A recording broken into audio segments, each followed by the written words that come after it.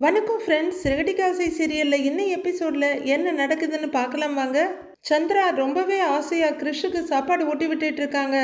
நல்லா இருக்கான்னு கேட்க, ரொம்ப நல்லா இருக்கு பாட்டி, மீனா ஆண்டி செய்யறது கூட இப்படி தான் இருக்கும் அப்படின்னு கிறிஷ் சொல்ல, படுத்துட்டு மொபைல் பார்த்துட்டு இருக்க சத்யா, டேய் மீனா ஆண்டிக்கு சொல்லி கொடுத்ததே இந்த பாட்டி தான்டா அப்படின்னு சிரிக்க, அவங்க அம்மாவும் செல்லமாக ஒரு தட்டு தட்டிட்டு போடா அப்படின்னு மறுபடியும் ஊட்டி விடுறாங்க.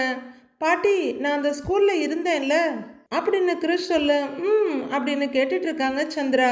அங்கே சாப்பாடு நல்லாவே இருக்காது, சாப்பிடவும் முடியாது அப்படின்னு கிறிஷ் சொல்ல, அதான் ஆளே ரொம்ப இழைச்சி போயிருக்க, நல்லா சாப்பிடு இந்தா அப்படின்னு ஊட்டி விட்டுட்டு இருக்க. கிறிஷ், உங்கள் அம்மா துபாயிலேருந்து வரும்போது உனக்கு என்னென்ன கிஃப்ட் எல்லாம் வாங்கிட்டு வருவாங்கன்னு சத்யா யதார்த்தமாக கேட்குறாரு.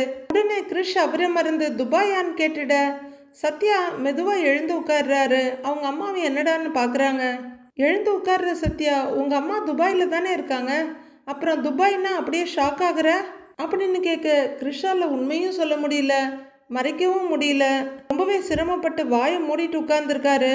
டேய், அவனே சின்ன பையன், அவனுக்கு என்ன தெரியும், ஊர் பேர்லாம் ஞாபகம் இருக்காதுடா அப்படின்னு சந்திரா சொல்ல, இல்ல துபாய் தான், துபாயில தான் இருக்காங்க அப்படின்னு குட்டி சூனியக்காரன் கிறிஷ் சொல்ல, டேய் கிறிஷ், உங்க அம்மா உன்னை எப்போ துபாயில இருந்து பார்க்க வருவாங்க அப்படின்னு சத்யா கேட்க, வரேன்னு சொல்லியிருக்காங்க, ஆனா எப்போ வருவாங்கன்னு தெரியலன்னு சரளமா அடிச்சு விடுது அந்த குட்டிச்சாத்தான். சத்யா ரொம்ப ஆர்வமா, உன்னை துபாய் கூட்டிட்டு போயிருக்காங்களான்னு கேட்க, இல்ல அப்படின்னு கிறிஷ் சொல்ல, சரி உங்க அம்மா பேர் என்ன சொன்னேங்கிறாரு சத்யா. கல்யாணி அப்படின்னு கணக்கச்சிதமா சொல்லுது அந்த குட்டிச்சாத்தான். கல்யாணி, நல்ல பேர் தாங்கிறாங்க அவங்க அம்மாவும். பேர் நல்லா இருந்தா போதுமா, பையனை இப்படி தனியா தவிக்க விட்டுட்டு போயிருக்காங்க அப்படிங்கிற சத்யா. டேய் கிரிஷ், கடைசியா உங்க அம்மா துபாயில இருந்து வரும்போது என்ன வாங்கிட்டு வந்தாங்கன்னு கேக்குறாரு சத்யா. சிப்ஸ், முறுக்கு, கடலை மிட்டாயி எல்லாம் வாங்கிட்டு வருவாங்கன்னு கிரிஷ் சொல்ல, கடலை மிட்டாயா அப்படிங்கிற மாதிரி சத்யா அவங்க அம்மாவை பார்க்க, அவங்க அம்மாவும் யோசனையும் திகைப்புமா பையனை பார்க்குறாங்க. என்னம்மா இவன் துபாயிலேருந்து இதெல்லாம் வாங்கிட்டு வருவாங்கன்னு சொல்கிறான். ஏண்டா கிறிஷு, துபாயில் பேரிச்சம்பழம் தானேடா ஃபேமஸ்ஸு, அதை உனக்கு வாங்கிட்டு வந்ததே இல்லையா அப்படின்னு சத்யா கேட்க, பறிச்ச பழமா, யார் பறிச்சா அப்படின்னு கிறிஸ் கலகலன்னு சிரிக்க, யார் பறிச்ச பழமா அம்மா அப்படின்னு சத்யா சிரிக்க, அவங்க அம்மா சிரிக்க, கிருஷ்ண சிரிச்சுட்டே இருக்காரு. பறிச்ச பழம் இல்லடா, பேரிச்சம்பழம், டேட்ஸ்ன்னு சொல்லுவாங்கல்ல அப்படின்னு சத்யா சொல்ல, எனக்கு தெரியலையே அது எப்படி இருக்கும்னு கேட்குறாரு கிரிஷ். எனக்கு ஆப்பிள் ஆரஞ்சு தான் தெரியும் அப்படின்னு கிரிஷ் சொல்ல, ஏண்டா பேரிச்சம்பழம் தெரியாதா, துபாய்க்கெல்லாம் யார் போனாலும் பேரிச்சம்பழம் தாண்டா வாங்கிட்டு வருவாங்க, அங்க அதுதான் ரொம்ப ஃபேமஸ். டேய் நிஜமா உண்மையை சொல்லு, உங்க அம்மா துபாயில தான் இருக்காங்களா இல்ல வேற எந்த ஊர்லயாவது இருக்காங்களான்னு சத்யா கேக்குறாரு. இல்ல என் அம்மா துபாயில தான் இருக்காங்க, அங்க நிறைய மண் இருக்கும், கேமல்லாம் பெருசு பெருசா இருக்கும், அம்மா சொல்லியிருக்காங்க அப்படின்னு கிரிஷ் டன் டன்னா அள்ளி விடுறாரு. அப்புறம் ஏன்டா அங்க ரொம்ப ஃபேமஸா இருக்க பேரிச்சம்பழம் உனக்கு வாங்கி கொடுக்கல அப்படின்னு சத்யா கேட்க, அது வரைக்கும் உற்சாகமா பேசிட்டு இருந்த கிரிஷ் அப்படியே முகமெல்லாம் சோகமா உட்கார்ந்துக்கிறாரு. அப்படியே வருத்தத்தோட ஒரு பக்கம் தலைய சாச்சிக்க, டேய் சும்மா இவனை கேள்வி கேட்டுக்கிட்டே இருக்காத, இப்ப என்ன அவன் அம்மா வாங்கி தரலன்னா என்ன, நீ வாங்கி கொடுங்கிறாங்க மீனாவோட அம்மா. சரி கிரிஷ், கண்டிப்பா நான் உனக்கு பேரிச்சம்பழம் வாங்கி கொடுக்குறேன், ஓகேவான்னு கேட்க, உடனே அந்த குட்டிச்சாத்தான் ஓகேன்னு சிரிக்குது. சரி சாப்பிடுன்னு சத்யா சொல்ல, அவங்க அம்மா இந்தா அப்படின்னு ஊட்டி விட, தலைவர் நல்லா சாப்பிட்டுட்டு இருக்கிறாரு. இங்கே விஜயா வீட்டில் பெரிய சூனியக்காரி ரோஹிணி தூங்காம இந்த பக்கம் அந்த பக்கமா நடந்துகிட்டு, கிறிஷ் வேற மீனாவோட அம்மா வீட்டில் இருக்கிறான். சும்மாவே அவளோட அம்மா அதிகமா பேசும். கிறிஷ் கிட்ட ஏதாவது கேட்டு அவன் ஏதாவது உளறி வச்சுட்டான்னா என்ன பண்றது அப்படின்னு அந்த இரவு பேய் உலா வந்துகிட்டு இருக்க. கண்ணன் முழிச்சு பாக்குற மனோஜ் என்னாச்சு இவளுக்குன்னு பாத்துக்கிட்டு இருக்காரு. ஏன் தூங்காம இந்த நேரத்துல நடந்துகிட்டு இருக்கா அப்படின்னு யோசிக்கிறவரு எழுந்து உட்காந்து ரோஹிணின்னு கூப்பிட, ஐயையோ இவன் வேறையா, இவனும் தூங்காம நம்மளை பார்த்துட்டு இருக்கானா அப்படின்னு திகைச்சு போற ரோஹிணி திரும்பி பாக்குறாங்க. உடனே தலைவர் கண்ணாடி எடுத்து போட்டுக்கிட்டு, என்ன தூங்காம இங்கேயும் அங்கேயும் நடந்துகிட்டு இருக்கிற அப்படின்னு கேட்க, பாவம் இவர் கேட்டவுடனே அவங்க உண்மையை சொல்லிடுவாங்க. இல்ல சும்மா தாங்கிறாங்க ரோஹிணி. சும்மாவா, ஏன் நடுராத்திரியில இப்படி பேய் மாதிரி நடந்துகிட்டு இருக்கிற அப்படின்னு மனோஜ் கேட்க, அப்ப உன் கண்ணுக்கு நான் பேயா தெரியுறேனா அப்படின்னு ரோஹிணி கேட்க, பேய் இல்லை பிசாசு மாதிரியே தெரியுறேன்னு மனோஜ் சொல்லியிருக்கலாம், ஆனால் இல்லை, ஏன் இப்படி நடக்கிறேன்னு கேட்டேன். அப்படின்னு சொல்ல, எனக்கு தூக்கம் வரல, கொஞ்சம் நடந்தா தூக்கம் வரும்னு தான் அப்படின்னு ரோஹிணி சொல்ல, என்ன புதுசா இருக்கு? தூக்கம் வராம இருக்க தானே இப்படி நடப்பாங்க. நீ என்ன தூங்குறதுக்காக நடக்கிறேன்னு சொல்ற அப்படின்னு மனோஜ் கேட்க, இல்ல எனக்கு தெரிஞ்ச ஒரு கிளையண்ட், அவங்க டாக்டர் தான், அவங்க தான் சொன்னாங்க, அதான் டெஸ்ட் பண்ணி பார்க்குறேன் அப்படின்னு பெரிய சயின்டிஸ்ட் மேடம் ரோஹிணி சொல்ல, அட டெஸ்ட் பண்ணுறதுக்கு வேறு நேரம்லாம் இல்லையா? கண்ணை மூடி படுத்தா தூக்கம் வரப்போகுது, நான்லாம் அப்படி தான் தூங்குவேன் அப்படின்னு மனோஜ் சொல்ல, உனக்கு என்ன கவலை? இந்த வீட்டில் நான் தானே உங்கள் அம்மா கிட்ட திட்டு வாங்கிக்கிட்டு இருக்கிறேன், நீ அவங்க சொல்கிறத மட்டும்தான் கேட்டுக்கிட்டு இருக்கிற. ஒரே ரூமில் 2 பேரும் இப்படி தனித்தனியாக படுத்துக்கிட்டு இருக்கிறோம், அதெல்லாம் உனக்கு பிரச்சனை இல்லை, நீ நிம்மதியாக படுத்து தூங்கிடுவ அப்படின்னு மனோஜ்கிட்ட முகத்தை காட்டிட்டு ரோஹிணி படுக்கிறாங்க. மனோஜுக்கு ரொம்பவே சங்கடமாயிடுது. ஏன் நடக்கிறேன்னு தானே கேட்டேன், அதுக்கே இவ்வளவு டென்ஷன் ஆகுறேங்கிறாரு. இப்போ என்ன, வீட்டில் உன் முன்னாடி தானே நடந்துக்கிட்டு இருந்தேன், ரோட்லையா நடக்க போனேன் அப்படின்னு எங்கேயோ இருக்க கோவத்தை மனோஜ்கிட்ட காட்டுறாங்க ரோஹிணி. ஊருக்கு இழைச்சவன் பிள்ளையார் கோயில் ஆண்டின்னு ஒரு பழமொழி சொல்லுவாங்க, அது மாதிரி ரோஹிணியால் மற்றவங்க கிட்ட காட்ட முடியாத கோவத்தை மனோஜ்கிட்ட நல்லா காட்டிடுறாங்க. பாவம் மனோஜும், இல்லை டைம் ஆயிடுச்சே தூங்கலாமே, அதான் சொன்னேன்னு மென்னு முழுங்கி சொல்கிறாரு மனோஜ். நான் தூங்கிக்கிறேன், நீ படு அப்படின்னு ரோஹிணி எரிச்சலா சொல்ல, ஒன்று நைட்டானா நடக்கிற, இல்லைன்னா கத்துற, உனக்கு என்ன ஆச்சுன்னே ஒன்றும் புரியல அப்படிங்கிற மனோஜ் இழுத்து போத்துக்கிட்டு படுத்துட. ரோஹிணி அப்படியே கோட்டா மாதிரி உட்கார்ந்துருக்காங்க. பாவம், அவங்க கவலை அவங்களுக்கு. அடுத்த நாள் பொழுது விடியுது. இந்த முத்துவுக்கும் மீனாவுக்கும் வேற உருப்படியான வேற வேலையே இல்லை போல இருக்கு. கிருஷை கூட்டிட்டு ஸ்கூலுக்கு வர்றாங்க. காரை விட்டு முத்துவும் மீனாவும் இறங்கி நடந்துட்டு இருக்க, இறங்குற கிருஷ் 2 எட்டு வச்சுட்டு அப்படியே நின்னுக்கிறாரு. பார்க்குற முத்து, ஏண்டா வாடா போலாங்கிறாரு. பொய் சொல்றப்பெல்லாம் பயம் இல்லாத கிருஷுக்கு ஸ்கூலுக்கு போறதுனா மட்டும் பயமா இருக்கு. பயப்படாதடா, அதான் நாங்கெல்லாம் இருக்கோம்ல அப்படின்னு முத்து சொல்ல, என்ன போலீஸ் கிட்ட அனுப்பிடுவாங்கங்கிறாரு கிருஷ்.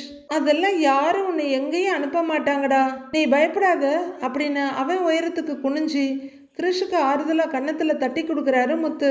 நீ கிளாஸுக்கு போனதும் நீ அடிச்ச அந்த பையன்கிட்ட சாரி கேட்டுடு அப்படின்னு முத்து சொல்ல, அப்படியே ஒரேட்டு பின்னாடி போய் சில மாதிரி நின்னுக்கிறாரு கிருஷ். என்னங்க இது அப்படிங்கிற மாதிரி மீனா பார்த்துட்டு அவங்களும் குனிஞ்சு, கிருஷ் நீ தெரியாம தான் பண்ணியிருப்ப, அதனால அவங்கிட்ட ஒரு சாரி சொல்ல, எல்லாம் சரியா போயிடும். இனிமே நீ இந்த மாதிரி பண்ணாம இருந்தா போதும் சரியா அப்படின்னு மீனாவும் கன்னத்துல கை வச்சு சொல்லிட்டு இருக்க. சரி ஆண்டி, நான் சாரி சொல்றேங்கிறாரு கிருஷ். அப்புறம் உங்க அம்மா வந்து உன் கூட இருக்கிற வரைக்கும் நீ எங்க கூடவே இருக்கலாம், உன்னை தனியா நாங்க விட்டுட்டு போக மாட்டோம் சரியான்னு மீனா கேட்க உம்முன்னு தலையாடுறாரு கிருஷ். மீனா முத்துவை பார்த்துக்கலாம் வா அப்படின்னு கையை பிடிச்சி கூட்டிட்டு போறாரு முத்து. மேனேஜர் உள்ளர ஸ்டாஃப் கிட்ட பேசிட்டு இருக்க, முத்து சார் வணக்கம்னு சொல்ல, வாங்க சார் வணக்கம்னு அவரும் வர்றாரு. சார் கிருஷ் அப்படிங்க. மீனா கையில் இருக்க கிருஷை பார்த்து, என்ன கிருஷ் என்னப்பா இப்படி பண்ற, ஏன் ஸ்கூலை விட்டு போன, உன்னை எங்கெல்லாம் தேடணும் தெரியுமா அப்படின்னு மேனேஜர் கேட்க, சார் அவன் கொஞ்சம் பயந்து போயிருக்காங்க சார், இப்போ கூட போலீஸ் பிடிச்சிடுவாங்களான்னு பயந்துக்கிட்டே தாங்க சார் கீழே நின்னா, நாங்கள் தாங்க சார் தைரியம் சொல்லி கூட்டிட்டு வந்தோங்கிறாரு முத்து. டேய் நான் சும்மா தாண்டா சொன்னேன், நீ அஜயை அடிச்சது தப்பு தானே அப்படின்னு மேனேஜர் கேட்க, சாரி சார் அப்படிங்கிறாரு கிருஷ். சரி ஓகே, இனிமே இந்த மாதிரி எல்லாம் பண்ணக்கூடாது சரியா அப்படின்னு மேனேஜர் கேட்க, சரி சார் அப்படிங்கிறாரு கிருஷ். சார் கொஞ்ச நாளைக்கு கிருஷை நாங்களே பார்த்துக்கலான்னு இருக்கோங்க சார், டெய்லி வீட்டுக்கு கூட்டிட்டு போய் கொண்டு வந்து விட்டுடுறோங்க சார் அப்படின்னு முத்து சொல்ல, தயங்குற மேனேஜர், அதுக்கு இல்லைங்க, இதை நீங்க முடிவு பண்ண முடியாது, கார்டியனா இருக்கவங்க முடிவு பண்ண வேண்டிய விஷயம் அப்படின்னு மேனேஜர் சொல்லிட்டு இருக்க. இல்லை நான் முத்து அங்கிள் மீனா ஆண்டி கூட தான் இருப்பேன் அப்படின்னு கிருஷ் சொல்றாரு. முத்து அங்கிள் மீனா ஆண்டி கிட்ட எல்லாத்தையும் அவைல் பண்ணிக்குவாரு, ஆனா ஒரு உண்மையை கூட சொல்ல மாட்டாரு கிருஷ்.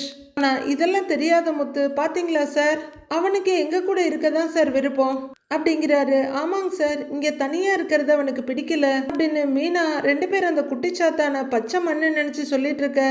அது புரியுதுங்க, ஆனா லீகலா கார்டியன் தான் சொல்லணும் அப்படின்னு மேனேஜர் சொல்ல, சரி நீங்க அவங்க கிட்ட சொல்லுங்க சார், கிருஷுக்கு எங்க கூட தான் இருக்க பிடிச்சிருக்குன்னு சொல்லுங்க, நாங்களும் வேணும்னா அவங்க கிட்ட பேசுறோம் அப்படின்னு மீனா சொல்ல, அவர் என்ன சொல்றதுன்னு தயங்கிட்டு இருக்காரு. சார் அவனுக்கு யாரும் இல்லைன்னு ஃபீல் பண்ணுறாங்க சார், எங்கள் கூட கொஞ்ச நாள் இருந்தான்னா அவனுக்கு அந்த ஏக்கம் போயிடுங்க சார், அதுக்கப்புறம் அவனும் எல்லா பசங்க மாதிரி சகஜமாக இருக்க ஆரம்பிச்சிடுவான் அப்படின்னு முத்து சொல்ல, சரிங்க நான் கண்டிப்பாக பேசுகிறேங்கிறாரு சுரேந்தர். கிருஷ் அப்படியே பரிதாபமாக ஒரு பார்வை பார்த்துக்கிட்டு இருக்க. சரிங்க சார், நீங்கள் பேசிட்டு என்ன ஏதுன்னு சொல்லுங்க அப்படின்னு முத்து சொல்ல, சரி ஓகே நீங்கள் இப்போ விட்டுட்டு போங்க அப்படின்னு சுரேந்தர் சொல்ல, சரிங்க சார்னு தலையாட்டுற முத்து கிரிஷ் கிட்ட குனிஞ்சு, கிரிஷு போய் நல்லா படிக்கணும் சரியா, மாமா வந்து உன்னை சாயங்காலம் கூட்டிட்டு போயிடுறேன் அப்படின்னு சொல்ல, சரி அங்கிள்னு தலையாட்டுறாரு கிரிஷ். உடனே மீனா பக்கம் திரும்ப, கிரிஷ் நீ எதுக்கும் கவலைப்படக்கூடாது, கூட இருக்க பசங்க யார் கூடயும் சண்டை போடக்கூடாது சரியா, எதுவா இருந்தாலும் எங்க 2 பேர்கிட்ட தான் சொல்லணும் அப்படின்னு மீனா சொல்ல, சரிங்க ஆண்டின்னு வேகமா தலையாட்டுறாரு கிரிஷ். கிரிஷ் உன் கிளாஸ்க்கு போன மேனேஜர் சொல்ல, bye Muthu uncle, bye Meena aunty அப்படின்னு கிரிஷ் கிளம்பிட, சார் நாங்கள் அப்படியே போயிட்டு வர்றோங்கிறாரு முத்து. போயிட்டு வரவங்கன்னு மீனாவும் கிளம்ப தேங்க்ஸ்ன்னு சுரேந்தர் அந்த பக்கம் போறாரு. முத்து காரை ரிவர்ஸ் எடுத்து வெளியில போயிட்டு இருக்க ஒரு ரெட் கலர் கார் ஸ்கூலுக்கு வந்துட்டு இருக்கு. வித்யா கூட சுத்திட்டு இருந்தவர்ல 2 வீலர்ல இருந்த ரோகிணி இப்ப டெவலப் ஆகி மகேஸ்வரியோட கார்ல வந்துகிட்டு இருக்கிறாங்க. காரை கொண்டு வந்து நிறுத்தினதும் 2 பேரும் திரும்பி பார்க்க முத்துவோட கார் முழுசா வெளியில போயிடுது. மகேஸ்வரி அவங்க 2 பேரும் கிறிஷை கொண்டு வந்து ஸ்கூல்ல விட்டுருப்பாங்க, நான் கார்லயே இருக்கேன், நீ போய் மேனேஜரை பார்த்து பேசு அப்படின்னு மகாராணி ரோகிணி சொல்ல, சரிடின்னு அடிமை மகேஸ்வரி சொல்றாங்க. இங்க பாரு கிரிஷ் உன் வீட்டில் இருக்கட்டும்னு மேனேஜர் கிட்ட சொல்லு அப்படின்னு ரோகிணி ஆர்டர் போட, சரி நான் பேசுறேங்கிறாங்க மகேஸ்வரி. மகேஸ்வரி வேலைக்காரி மாதிரி இறங்கி நடந்து போய்கிட்டு இருக்க இவங்க தெனாவட்டா கார்லயே உட்கார்ந்துருக்காங்க. சார் அப்படின்னு அவங்க கூப்பிட்டுக்கிட்டே வர, வாங்க வாங்க மேடம்ங்கிறாரு சுரேந்தர். இப்பதான் கொஞ்ச நேரத்துக்கு முன்னாடி முத்து வந்து கிரிஷை விட்டுட்டு போனாரு அப்படின்னு மேனேஜர் சொல்ல, இப்ப கிரிஷ் எங்க இருக்கான்னு கேக்குறாங்க மகேஸ்வரி. அவன் இப்ப கிளாஸ்ல இருப்பாங்க மேடம், கிரிஷை கொஞ்ச நாளைக்கு முத்து வீட்டுக்கு கூட்டிட்டு போறதா சொல்றாங்க, நான் உங்ககிட்ட பேசிட்டு சொல்றதா சொல்லி இருக்கேன் அப்படின்னு மேனேஜர் சொல்ல, சார் நான் இதை முடிவு பண்ண முடியாது, பையனோட அம்மா தான் முடிவு பண்ண முடியும், அவங்கள தான் கேட்க அப்படின்னு மகேஸ்வரி சொல்லிட்டு இருக்கும் போதே அவங்க வந்திருக்காங்களான்னு கேட்கிறாரு சுரேந்தர். இல்ல சார் இன்னும் துபாயில தான் இருக்காங்க, நான் அவங்க கிட்ட வீடியோ கால்ல பேசிட்டு சொல்றேன், கிரிஷை அவங்க பார்க்கணும்னு கேட்டாங்க அப்படின்னு மகேஸ்வரி சொல்ல, சரிங்க மேடம் கிரிஷ் கிளாஸ்ல தான் இருப்பான், நீங்க கூட்டிட்டு போங்க அப்படின்னு சுரேந்தர் சொல்ல, ஓகேங்க சார்ங்கிறாங்க மகேஸ்வரி. ஓகேன்னு இவரும் அவர் வேலையை பார்க்க திரும்ப மகேஸ்வரி கிரிஷை கூப்பிட போறாங்க. இப்போ ஸ்டாஃப் ஒரு ஃபைல் எடுத்துட்டு வர, அப்படியே அந்த செகண்ட் ஃபைலையும் எடுத்து செக் பண்ணிடுங்க அப்படின்னு சுரேந்தர் பிஸி ஆயிடுறாரு. ரோகிணி அப்படியே முகமும் பல்லும் இறுக உட்கார்ந்துருக்க மகேஸ்வரி கிரிஷை கூட்டிட்டு வர, அந்த திருட்டு ஜென்மமும் அம்மா அப்படின்னு கத்திக்கிட்டு அவங்க அம்மாவை கட்டிப்பிடிக்க வர்றாரு. உடனே பயங்கர கோபமாகிற ரோகிணி, அப்படியே உன்னை அடிச்சேன்னா பாரு அப்படின்னு கத்திக்கிட்டே கையை உங்க கிரிஷ் பயந்து போன மாதிரி ஒரு ஸ்டெப் பின்னாடி போறாரு. ஏய் ஏண்டி எதுக்கு பையனை அடிக்க போற அப்படின்னு மகேஸ்வரி கேட்க, என்ன கொஞ்சம் கொஞ்சமா கொன்னுகிட்டு இருக்காண்டி இவன் அப்படின்னு கத்துற ரோகிணி, எதுக்குடா மீனா வீட்டுக்கு போனேன்னு கிரிஷை பார்த்து கத்துறாங்க. கிரிஷ் அப்படியே நின்றுட்டு இருக்க, நீ இந்த ஆன்டி வீட்டில் தானே இருக்கணும்னு நான் சொன்னேன் அப்படின்னு ரோகிணி சொல்ல, மாட்டேன் இவங்க கூட இருக்க மாட்டேன் அப்படின்னு கிரிஷ் சொல்ல, என்னடா என்னை எதிர்த்து பேசுற அளவுக்கு வந்துட்டியா, ஒழுங்கா நான் சொல்றத கேளு, நீ மகேஸ்வரி ஆன்டி வீட்டில் தான் இருக்கணும் அப்படின்னு ரோகிணி சொல்ல, முடியாதுன்னு கத்துறாரு கிரிஷும். கிரிஷ் அடி வாங்காத, ஒழுங்கா நான் சொல்றத கேளு, ஸ்கூல்ல நீ மீனா கூட போக மாட்டேன்னு சொல்லணும் அப்படின்னு ரோகிணி கத்திக்கிட்டு இருக்க. மாட்டேம்மா, உன் கூடவும் என்னை கூட்டிட்டு போக மாட்டேங்கிற, இந்த ஸ்கூல்ல இருக்கவும் பிடிக்கல, இந்த ஆன்டி கூடவும் நான் இருக்க மாட்டேன் அப்படின்னு கிரிஷ் தெளிவா சொல்ல, என்னடா உனக்கு கொழுப்பாயிடுச்சா, அப்புறம் நானும் எங்கேயாவது போயிடுவேன் கிரிஷ் அப்படின்னு அஸ்திரத்தை எடுக்கிறாங்க ரோகிணி. அப்ப நானும் எங்கேயாவது காணா போறேன் அப்படின்னு கிரிஷ் கவுண்டர் கொடுக்க, ரோகிணியும் மகேஸ்வரியை திகைச்சு போய் பாக்குறாங்க.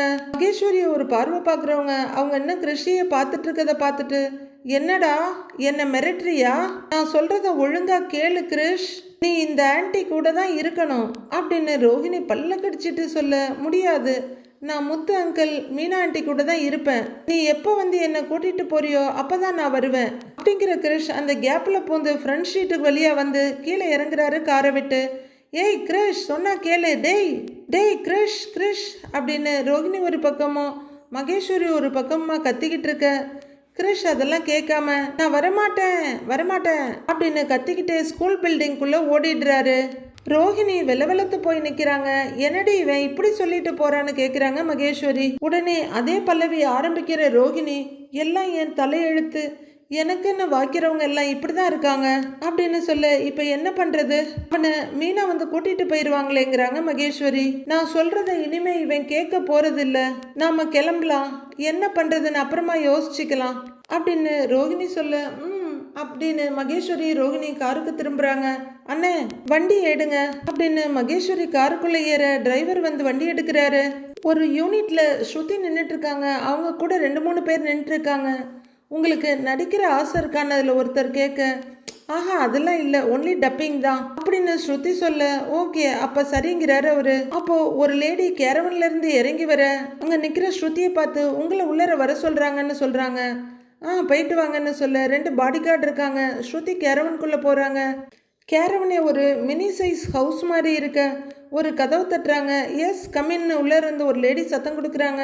உள்ள வர்ற ஸ்ருதி அவங்கள பார்த்து ஹாய் அப்படிங்க. அவங்களும் கையில் இருக்க லிப்ஸ்டிக்கை கீழே வச்சுட்டு ஹாய் ஸ்ருதி எப்படி இருக்கீங்கன்னு எழுந்திருக்க 2 பேரும் ஃப்ரெண்ட்லியாக ஹக் பண்ணிக்கிறாங்க. நான் நல்லா இருக்கேன், நீங்கள் எப்படி இருக்கீங்க அப்படின்னு ஸ்ருதி கேட்க நான் நல்லா இருக்கேன்றாங்க அவங்க. சாரி உங்கள் பிஸி டைமில் நான் டிஸ்டர்ப் பண்ணிட்டேன்னு ஸ்ருதி சொல்ல, சும்மா இருங்க உட்காருங்க வாங்க அப்படின்னு அந்த லேடி சொல்ல தேங்க்யூன்னு போய் உட்காடுறாங்க ஸ்ருதி. இப்போ பிரேக் டைம் தானேன்னு அவங்க கேட்க நோ இஷ்யூஸ் அப்படின்னு உட்கார்ற அந்த பொண்ணு ஹானஸ்ட்லி நீங்கள் தான் என்ன சேவ் பண்ணிட்டு இருக்கீங்கிறாங்க. ஸ்ருதி சின்ன சிரிப்போடு பார்த்துட்டு இருக்க 80% என்னோட பெர்ஃபார்மன்ஸ்னா 20% உங்கள் டப்பிங் தான் எனக்கு ஹெல்ப் பண்ணுது அப்படின்னு அந்த லேடி சொல்ல, நீ பேசுகிற தமிழுக்கு நான் தான் 80% எஃபர்ட் போட்டுட்ருக்கிறேன் அப்படின்னு மனசுக்குள்ளே நினைக்கிற ஸ்ருதி சிரிச்சுக்கிட்டே அப்படி இல்லைங்க மேடம், உங்கள் பெர்ஃபார்மன்ஸ் பார்த்து தான் எனக்கே டப்பிங் பண்ணுறதுக்கு மோட்டிவேஷனாக இருக்குது அப்படின்னு ஸ்ருதி சொல்ல அவங்களும் ரொம்ப அப்படியான சந்தோஷமாக சிரிக்கிறாங்க. நீங்கள் வேணும்னா பாருங்க உங்களோட லாஸ்ட் மூவிக்கு உங்களுக்கு கண்டிப்பாக அவார்டு இருக்குது அப்படின்னு ஸ்ருதி சொல்ல தேங்க்யூ ஸோ மச்ங்கிறாங்க அந்த லேடி. ஏதோ ரெஸ்டாரண்ட் ஓப்பன் பண்ண போறீங்கன்னு என் மேனேஜர் சொன்னாருன்னு அந்த லேடி கேட்க எஸ் மேம்ங்கிறாங்க Shruti. why do you start restaurant business? உங்களுக்கு சம்பந்தமே இல்லாத ஃபீல்டில் போறீங்கன்னு அந்த லேடி கேட்க, இல்லைங்க மேம் என் ஹஸ்பண்ட் கேட்டரிங் தான் படிச்சிருக்காரு, அவர் ஒரு பெரிய ரெஸ்டாரண்ட்ல செஃப்பா இருக்காரு, அவரோட ஃபியூச்சருக்காக தான் இந்த ரெஸ்டாரண்ட்டையே ஸ்டார்ட் பண்றேன், நீங்க வந்து ஓபன் பண்ணி வச்சா நல்லா இருக்கும், ரெஸ்டாரண்ட்டுக்கும் ஒரு நல்ல ப்ரமோஷன் கிடைக்கும் அப்படின்னு ஸ்ருதி சொல்ல, எந்த டேட்லன்னு கேட்குறாங்க அந்த ஆக்ட்ரஸ்.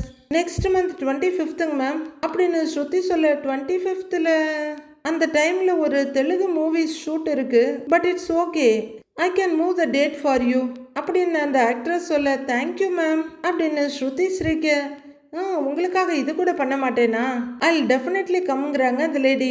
ஸ்ருதி ரொம்பவே சந்தோஷமாயி தேங்க்யூ ஸோ மச் மேம் அப்படின்னு சொல்ல, பேமெண்ட் டீட்டெயில்ஸ் எல்லாம் மேனேஜர் கிட்ட கன்ஃபார்ம் பண்ணிக்கோங்க அப்படின்னு சொல்ல, மேம் என்ன பேமெண்ட் கொடுக்கணும்னு சொன்னீங்கன்னா அப்படின்னு ஸ்ருதி கேட்குறாங்க.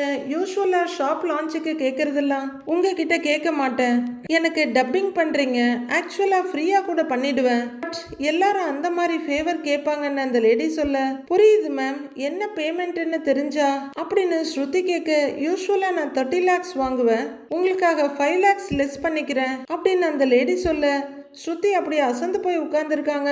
25 lakhs-ஆ அப்படின்னு அப்படியே அதிர்ச்சியோட ஸ்ருதி கேட்க, அதுவும் உங்களுக்காக தான் அந்த 5 lakhs லெஸ் பண்ணுறேன் அப்படின்னு அந்த ஆக்ட்ரஸ் சொல்ல, கொஞ்சம் தண்ணி கிடைக்குமாங்கிறாங்க ஸ்ருதி. ஷியோர் அப்படின்னு எழுந்து போகிற அந்த லேடியை வாட்டர் பாட்டிலை கொண்டு வந்து கொடுக்க, ஸ்ருதி குடிச்சிட்டு இருக்காங்க. மொபைல் எடுத்து பார்த்துட்டு ஜூஸ் எதுவும் குடிக்கிறீங்களான்னு கேட்குறாங்க அந்த ஆக்ட்ரஸ். இல்லை மேம் வேண்டாம் அப்படிங்கிற ஸ்ருதி வாட்டர் பாட்டிலை எடுத்து வச்சுட்டு, ஆக்சுவலாக என்னால் இவ்வளோ பேமெண்ட் எல்லாம் கொடுக்க முடியாது, என்னோட ரெஸ்டாரண்ட்டுக்கான ஓப்பனிங் அமௌண்ட்டை நீங்கள் சிங்கிள் பேமெண்ட்டாக கேட்குறீங்க அப்படின்னு ஸ்ருதி சொல்ல, I can understand Shruti, but நான் உங்களுக்காக கம்மி பண்ணினா every one will ask like that, so இதுக்கு மேலே என்னால் லெஸ் பண்ண முடியாது அப்படின்னு அந்த லேடி சொல்லிட, இட்ஸ் ஓகே மேம் என்னாலையும் அவ்வளவு அஃபோர்ட் பண்ண முடியாது, நெக்ஸ்ட் டைம் முடிஞ்சா பார்க்குறேன் அப்படின்னு ஸ்ருதி சொல்ல, இட்ஸ் ஓகே அப்படின்னு ஸ்ருதியோட தோளில் தட்டி கொடுத்துட்டு இருக்காங்க. ஸ்ருதி வரேங்க மேம்னு திரும்ப ஸ்ருதி அப்படின்னு கூப்பிட, ஸ்ருதி நின்று திரும்பி பார்க்க, ஆல் த பெஸ்ட் அப்படின்னு அவங்களுக்கு ஷேக் ஹேண்ட் கொடுத்து அனுப்பி விடுறாங்க அந்த ஆக்ட்ரஸ்.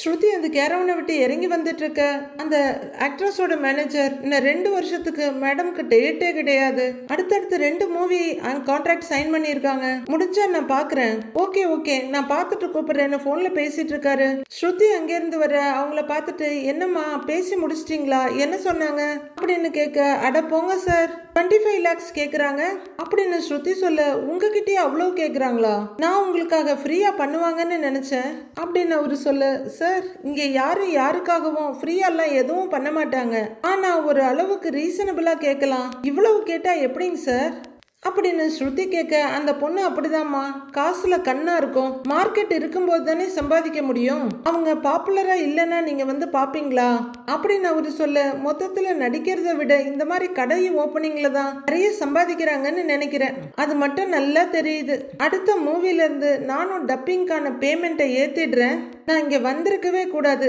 சரிங்க சார், நான் வரேன்னு ஸ்ருதி கொஞ்சம் சங்கடமா கிளம்புறாங்க அங்கிருந்து. சரிங்க மேடம்ங்கிறாரு அவரும். மீனா அவங்க அம்மா வீட்டுல சத்யா கூட பேசிக்கிட்டு இருக்காங்க. அப்ப அந்த ஸ்கூல்ல ஒத்துக்கிட்டாங்களா அதுக்கு அப்படின்னு கேட்க, ஆமா சத்யா, கிரிஷ் எங்க கூட கொஞ்ச நாளைக்கு இருக்கட்டும்னு சொல்லி இருக்கோம், கிரிஷும் அதுக்கு சரின்னு சொல்லிட்டான், அந்த கார்டியனும் கிரிஷோட அம்மா கிட்ட பேசிட்டு சொல்றேன்னு சொல்லி இருக்காங்க அப்படின்னு மீனா சொல்ல, அக்கா கிரிஷ் கொஞ்ச நாளைக்கு இங்கேயே இருக்கட்டும்க்கா, அப்பதான் அவனுக்கும் யாருமே இல்லாத மாதிரி தோணாது, நான் கூட ஸ்கூல்ல போய் விட்டுட்டு கூட்டிட்டு வந்துடுறேன்க்கா அப்படின்னு சத்யா சொல்ல, பேசி இருக்கோம் பாப்போம்டா அப்படின்னு மீனா சொல்லிட்டு இருக்க. அக்கா நீ எப்பக்கா வந்தன்னு கேட்டுக்கிட்டே சீதா வர்றாங்க. வா சீதா, இப்பதான் வந்தேன், கிரிஷை கொண்டு போய் ஸ்கூல்ல விட்டுட்டு இங்கே வந்துட்டேன் அப்படின்னு மீனா சொல்ல, அம்மா எங்கடான்னு கேக்குறாங்க சீதா. கடைக்கு போயிருக்காங்க அப்படின்னு சத்யா சொல்ல, ஒரு நாளைக்கு நீ வீட்டுக்கு வர வேண்டியது தானேக்கா, நான் உன் வீட்டுக்கு வந்தாதான் உன் மாமியாருக்கு பிடிக்காது, ஆனா என் அத்தை எதுவும் நினைக்க மாட்டாங்க, நீ வந்தா அவங்களும் சந்தோஷப்படுவாங்கன்றாங்க சீதா. அது எனக்கும் தெரியும்டி, வேலையிலேயே நாள் பூராவும் போயிடுது, சரி எப்படியாவது இன்னொரு நாள் வரேங்கிறாங்க மீனா. மாமாவையும் கூட்டிட்டு வாக்கான்னு சீதா சொல்ல, அவர் எப்படி வருவாரு, அதுவும் இல்லாம அவர் வந்தா அருணுக்கும் பிடிக்குமான்னு தெரியல, 2 பேருக்கும் தான் 7ஆம் பொருத்தமா இருக்கே அப்படின்னு மீனா சொல்ல, மாமா இன்னும் அருண் மேல கோவமா தான் இருக்காரான்னு சீதா கேக்குறாங்க. கொஞ்சம் தயங்குற மீனா, அப்படியெல்லாம் எதுவும் இல்ல, அவருக்கு நீ நல்லா இருக்கணும், உன் வாழ்க்கை நல்லா இருக்கணும், அவ்வளவுதான் சீதா அப்படின்னு மீனா சொல்ல, கொஞ்சம் சங்கடப்படுற சீதா, நீ சொல்றதெல்லாம் எனக்கு புரியுதுக்கா, ஆனா அதை என் ஹஸ்பண்ட் புரிஞ்சுக்கிட்டா சரிங்கிறாங்க, அருணும் ஒரு நாள் கண்டிப்பா புரிஞ்சுக்குவாரு விடு அப்படின்னு தங்கச்சி தோல்ல கை வச்சு ஆறுதல் படுத்துறாங்க மீனா. சரிக்கா, கிரிஷோட விஷயம் என்னாச்சு, ஸ்கூல்ல விசாரிச்சிங்களான்னு கேக்குறாங்க சீதா. ஆமா சீதா, அவன் ஸ்கூல்ல ஒரு பையனோட சண்டை போட்டு பூத்தொட்டி எடுத்து அடிக்க போயிருக்கான் அப்படின்னு மீனா சொல்ல, ஐயோ அந்த பையனுக்கு எதுவும் ஆகலையேன்னு கேக்குறாங்க சீதா. அந்த பையனுக்கெல்லாம் எதுவும் ஆகல அப்படின்னு மீனா சொல்ல, என்னக்கா இந்த வயசுலயே இப்படிலாம் பண்றான் அப்படின்னு சீதா கேட்க, கிரிஷ் அந்த பசங்கெல்லாம் கிண்டல் பண்ணி இருப்பாங்க போல, அதனாலதான் அப்படி அடிக்க போயிருக்கான் அப்படின்னு சத்யா சொல்றாரு. இந்த மாதிரி விஷயத்தெல்லாம் இப்படியே விடக்கூடாதுக்கா, இப்பவே இதை சரி பண்ணணும், இல்லைன்னா அவன் வளர வளர இன்னும் கோவப்படுவான், அடிப்பான், இன்னும் அதிகமாகுங்கிறாங்க சீதா. ஏய் அப்படிலாம் ஒன்றும் இல்லை, அவன் அப்படிலாம் எதுவும் பண்ண மாட்டான், ரொம்ப நல்ல பையன்தான், ஏதோ ஒரு பயத்திலையும் அவங்க அம்மா அவனை பார்க்க வரலங்கிற கோவத்திலையும் தான் அப்படி பண்ணிட்டான்னு நினைக்கிறேன் அப்படின்னு மீனா அவசரமா சொல்ல, ஐயோ அக்கா நான் அப்படியெல்லாம் எதுவும் சொல்லல, கிரிஷ் நல்ல பையன்தான், ஆனா அவன் திரும்ப இந்த மாதிரி பண்ணாம இருக்கணும்னா அவனை ஒரு தடவை கவுன்சிலிங் கூட்டிட்டு போகணும் அப்படின்னு சீதா சொல்ல, கவுன்சிலர் கிட்டயா, இந்த சின்ன விஷயத்துக்கு எதுக்கு அவரை போய் பார்க்கணும், ஏரியாவில் ஏதாவது பிரச்சனைனா நம்ம கவுன்சிலர் போய் பார்க்கலாம் அப்படின்னு மீனா அப்பாவியா சொல்ல, சிரிக்கிறாங்க சீதா. சத்யாவும் சிரிக்க, என்னடா இதுன்ற மாதிரி 2 பேரையும் மாத்தி மாத்தி பாக்குறாங்க மீனா. கொஞ்ச நேரம் புரியாம பார்த்த மீனா கடுப்பாகி, ஏன் இப்ப 2 பேரும் மாத்தி மாத்தி சிரிச்சிட்டு இருக்கீங்க அப்படின்னு கேட்க, அக்கா அது கவுன்சிலர் இல்ல கவுன்சிலிங் அப்படிங்கிறாரு சத்யா. அப்படின்னா அப்படின்னு மீனா கேட்க, அப்படின்னா டாக்டரை கன்சல்ட் பண்றது, டாக்டர் கிரிஷ் கிட்ட பேசி அவன் மனசுல என்ன இருக்கு அதை எப்படி சரி பண்றதுன்னு சொல்லுவாங்க அப்படின்னு சீதா சொல்ல, ஓ டாக்டர் கிட்ட கூட்டிட்டு போய் காட்ட சொல்றியான்னு கேக்குறாங்க மீனா. அப்படின்னு சத்யாவும் தலையாட்ட, ஆமாக்கா நான் ஒர்க் பண்ற ஹாஸ்பிட்டல்ல நல்ல டாக்டர்ஸ் இருக்காங்கக்கா, அவங்க கிட்ட கிரிஷை கூட்டிட்டு போனா எதனால கிரிஷ் இப்படி இருக்கான், எதுக்காக அவன் கோவப்படுறான்லாம் கண்டுபிடிக்க முடியும் அப்படின்னு சீதா சொல்ல, மீனா யோசனையா கேட்டுட்டு நிக்கிறாங்க. ஆமாக்கா, சின்ன வயசுலயே அவன் இவ்வளவு கோவப்படுறான், அப்புறம் இதே மாதிரி கூட படிக்கிற பசங்க கிட்ட சண்டை போட்டான்னா ஸ்கூல்ல விட்டு அனுப்பிச்சிருவாங்க பாத்துக்கோ அப்படின்னு சத்யாவும் சொல்ல, மீனா ரொம்பவே யோசனையா பாக்குறாங்க. நீ கிரிஷை கூட்டிட்டு வா, நான் டாக்டர் கிட்ட அப்பாயின்மெண்ட் வாங்குறேன் அப்படின்னு சீதா சொல்ல, நீ சொல்றதும் சரிதான் சீதா, கிரிஷ கேட்டாலும் எதுவும் முழுசா சொல்ல மாட்டேங்கிறான், நாம டாக்டரை பாக்குறது நல்லதுதான், நான் அவர்கிட்ட பேசிட்டு சொல்றேங்கிறாங்க மீனா. சரிக்கா நீ பேசிட்டு சொல்லு, நான் கிளம்புறேன்னு சீதா சொல்ல, ஏய் அப்படின்னு ஒரே நேரத்துல சத்யாவும் மீனாவும் சீதாவை கூப்பிடுறாங்க. இப்பதானே வந்தேன்னு மீனா கேட்க, இல்லக்கா இன்னொரு நாள் நான் வர்றேன் அவர் சாப்பிட வீட்டுக்கு வர்றேன்னு சொல்லியிருக்காரு. அதனால நானும் ஹாஸ்பிட்டல்ல பெர்மிஷன் போட்டுட்டு போறேன். அம்மா இருந்தா பார்த்துட்டு போலாமேன்னு வந்தேன். சரி சத்யா, நான் வரேன்க்கா அப்படின்னு சீதா கிளம்ப, சரி வா நான் ட்ராப் பண்ணுறேன் வான்னு சத்யா ஆளா கிளம்புறாரு. இல்லடா நானே போய்க்கிறேங்கிற சீதா, வரேன்க்கா அப்படின்னு வெளியே கிளம்பிடுறாங்க. அண்ணாமலையும் விஜயாவும் ஆளுக்கு ஒரு சோஃபால உட்கார்ந்துட்டு இருக்க. ஸ்ருதி மொபைலோட இங்கேயும் அங்கேயும் நடந்துட்டு இருக்காங்க. வெளியே ஃபுல்லா நல்லா இருட்டாயிடுது. மீனா உள்ளர வர, வாமா மீனா இப்பதான் வேலை முடிஞ்சுதான்னு அண்ணாமலை கேட்க, ஆமா மாமா, அம்மா வீடு வரலும் போயிட்டு வந்தேன். உங்களுக்கு காஃபி போட்டு எடுத்துட்டு வரவா மாமான்னு கேக்குறாங்க மீனா. இல்லம்மா வேண்டான்னு அண்ணாமலை சொல்லிட்டு இருக்க. என்ன ஸ்ருதி, வந்ததுல இருந்து பாக்குறேன் ஏதோ டென்ஷனாவே இருக்கிற அப்படின்னு விஜயா கேட்டுட்டு இருக்க. மனோஜ் வந்து பக்கத்துல உட்கார்றாரு. முத்துவும் அந்த பக்கத்துல இருந்து வர, வெளியில வேலையை முடிச்சுட்டு ரவியும் வீட்டுக்குள்ள என்டர் ஆயிட்டு இருக்காரு.